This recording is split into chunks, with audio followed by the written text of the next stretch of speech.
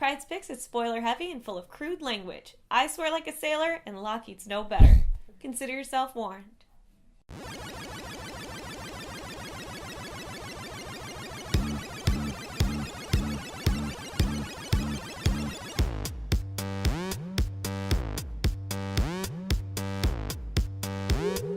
Hey everyone, it's March 19th, and I'm here at this week's Pryde's Picks. This week we have 3 books from each of the big boys, as well as a book from Dark Horse, Vertigo, and Boom Studios. So let's get started. First up is Ms. Marvel, issue 2. Now, we all met Kamala last issue. She is this young Indian American girl who is obsessed with superheroes and somehow, in some weird fog state, ends up getting some superhero powers. This issue is her kind of falling apart mentally while trying to figure out why her body is like morphing to different sizes and shapes and colors and everything. And it's kind of cool to see her like come to grips with her powers, as well as kind of hate what she thought she was going to love about it all. So it's not a buy it now, but I'm really loving this character, and I'm loving watching her grow with her powers, so I'm going to say wait for the trade. Next up is X-Men issue 12. Now, this is a book centered around the female cast, and these female X-Men have come up against the Sisterhood of Evil. Basically, Archaea, this villain they've come across before that is technology-based villain of sorts, has put together this team of awesome, epic, evil, sexy villainesses. She has Typhoid Mary, she has Madeline Pryor, she has just about any badass bitch you could think of, and she is using them as pawns to get the X-Men killed, basically. The problem with this book was I wasn't loving how contrived it was and how all the girls were together, and I really thought it was going to be more catty and more fun. And the end of this book ends in a bullet to the head, and somehow everybody walks away with a smile. It was the weakest ending you could come up with for a shitty-ass book. Piss on it. Moving on to Uncanny XMen issue 1 of the Marvel Now, aka 19. Now, as you remember last issue, this gentleman named David was booted from Scott's team. He didn't play by Scott's rules. Scott kicked him to the curb. S.H.I.E.L.D. has shown up at the kid's doorstep and is like, where is Scott Summers? And they've basically said they're going to make his life a living hell if he doesn't tell him where Scott Summers is. Meanwhile, Scott Summers and his team of Uncanny X-Men are tracking an incredibly strong mutant. And in the background, we still don't know what happened to Ava when she jumped into another dimension, but slowly it's kind of unraveling. This book had nothing in it that made me want to buy it now, but I am still loving the Uncanny X-Men, so I'm going to say wait for the trade. Moving out of Marvel and into DC Comics, we are going to start with Harley Quinn issue 4. I have given this book 4 issues, and for 4 issues, I have not been happy. This is too silly, too tongue-in-cheek, too cutesy. Basically, Harley decides she needs a real job, so she goes back to her old job of being a psychologist. She ends up at a nursing home, finds this little old granny who's crying because her family doesn't love her and they never visit her, so she decides to make the family pay. In the end, it's a big whoops, confused family member moment, and she's like, sorry guys, the book was shit. I'm not even going to say piss on it. Save your piss. I want you to shit on this book in your local comic shop. Next up is DC's Batman and Aquaman, issue 29. Now, I'm not going to say judge a book by its cover, but I picked this book up because it looked like pure shit, and I thought, there's a fun DC book to shit on. And gosh, if it wasn't a really good book, I was reading it going, no, there's got to be a catch. This book is supposed to be crap. It turned out to be intense. Ra's al Ghul has shown up on Batman's doorstep, basically pulled out of the ground Talia and Damian's bodies and has taken them. So Batman's on the hunt for them. He ends up running into Aquaman. Aquaman's like, oh, I've been following the screams of whales. Later, they find these whales hanging from ropes, gutted. They've been using the whales' wombs to create new Damian clone babies that are all warped and fucked up. And it's just the most ridiculously intense and enjoyable book. I can't believe I'm going to say it, but Batman and Aquaman issue 29, buy it now. Wrapping up DC is Scribblenauts issue 3. Now, this book I picked up because it was unbelievably cute. And I played the Scribblenauts game. If you haven't ever played Scribblenauts or you don't know what it is, it's this game that was made originally for kids, but adults love it so much that they kind of geared stuff like this one, Unmasked, to adults. And you're given these situations, and this character has a notebook you can write in.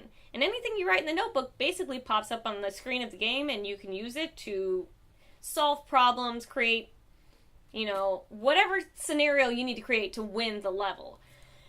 And now they've attached it to DC Comics, and you get to play as your favorite superheroes. So, this book was actually, as much as it looks like it was for kids, it was written for adults. Completely written for adults. It had its cutesy moments, and then it had, really thoughtful moments, how you see the main characters kind of defeat the foes, and what they use to do it is clever, and you're thinking, God, I just want to pick up Scribblenauts and play that game again. You can make people vampires, you can make people zombies, you can solve apocalypses with jetpacks. It's crazy, it's fun. If you have children, I would say read this with them, and then go buy Scribblenauts Unmasked. I'm not going to say this book is a buy it now, but it was so adorable. You should at least pick it up and see all the DC cameos in it. It's ridiculous how freaking obscure they got. Read it on the shelf and show it to your children. Moving out of DC, we are going to move on to Boom Studios with Cursed issue 3. Now, I did read the first issue, and somehow I missed the second issue. In this book, I still feel kind of caught up with. Now, there is this gentleman who has a very sick son. His son has leukemia, he is dying, and he captures this werewolf in the woods. But it's not your usual werewolf. And he thinks he can figure out a way to use this werewolf to maybe cure his son. He has him tied up in chains in his basement, and he's doing ungodly things to him, and I'm not quite sure what he's hoping to get out of it. But this gentleman has basically taken his life to the lowest of low levels, just trying to heal his child. It's dark, it's twisted, it's pretty enjoyable. If you want a new take on an old favorite, pick up Cursed. This book, I'm going to say, wait for the trade. Moving on to Buffy the Vampire Slayer with issue 1 of season 10. Now, this is a great jumping in point for those of you that haven't followed the book series. You can jump on in, they kind of wrap up what's been going on, and they give you a nice clean slate to start with. So as we all know, back when the TV series ended, Buffy kind of killed magic for everyone. And then all the people that did have magic at one point didn't anymore, were pissed off. Well, last season of the book, Buffy brings magic back. Now, Willow and Buffy and the whole gang are trying to use the new magic, which is stronger and a little volatile, to get rid of the zompires that are left over from season 9. And they've been teaming up with new vampires to do it, because the new vampires are like, we don't want those zompires here anyway. They're taking our food supply, so let's combine together as the enemy of my enemy and stop them. And then afterwards, we'll suss out what to do with each other. Except that, the fight starts to end a little close to dawn, so Spike goes and runs and hides in a liquor store, and then Buffy turns around to tell her new vampire friends to maybe book it, and they're standing in the sunlight. Not only are they standing in the sunlight, they also have new powers that we have never seen before. They're a new vampire breed, and Spike doesn't play by those rules because he's still being hurt by the sun. It's a new twist, and I'm surprised to see where this goes. But as always, the Buffy books are fun, and in the end, oh my god, one of your favorite characters shows up, not as you expect, and he's adorable. I'm pretty sure if you've been reading Angel and Faith, you might know who I'm talking about, but if not, pick up this book. I'm going to say it is a close buy it now, but definitely wait for the trade. I am having fun getting back into Buffy.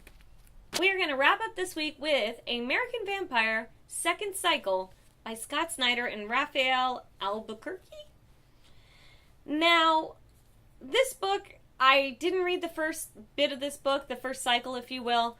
I'm just jumping in now, and they wrote it as a good jumping in point if you wanted to start the series right now.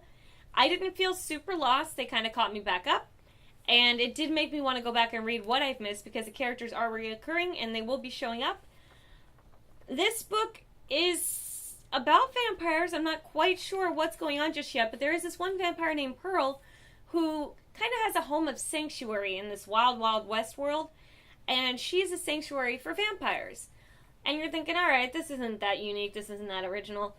But the vampires at one point have this moment where they're like, can I see? And then they show each other what their vampire faces look like. And the faces differ. One looks like a snake, one looks almost like a frog with fangs, one looks like a little more of like a lizard. And it turns out that different vampires from different generations have different ancestral backgrounds, and for that reason, you can kind of characterize them by what they look like. So the newest vampire they got in there is this little girl, and she looks unlike anything they've seen before. They think she is a very ancient breed, and she has this creepy moment where she's like, you're all going to die down here. And then she's got this crazy bite on her, and you're like, what the fuck is going on? And then this gray mist swipes these children out of a bus, out of the sky. And it's crazy, and it's confusing, and it's exciting, and at the same time, it really pulls you in. I am so excited to see these different types of vampires and what these different breeds mean and where they come from. I actually liked this book a lot, and I'm going to give it a buy it now. Go get it, and go pick up the first bit, too. I'm going to. And with that, I'm going to say, keep an eye out. April 8th, I have a super huge surprise coming out. I'm excited about it. I can't keep it in.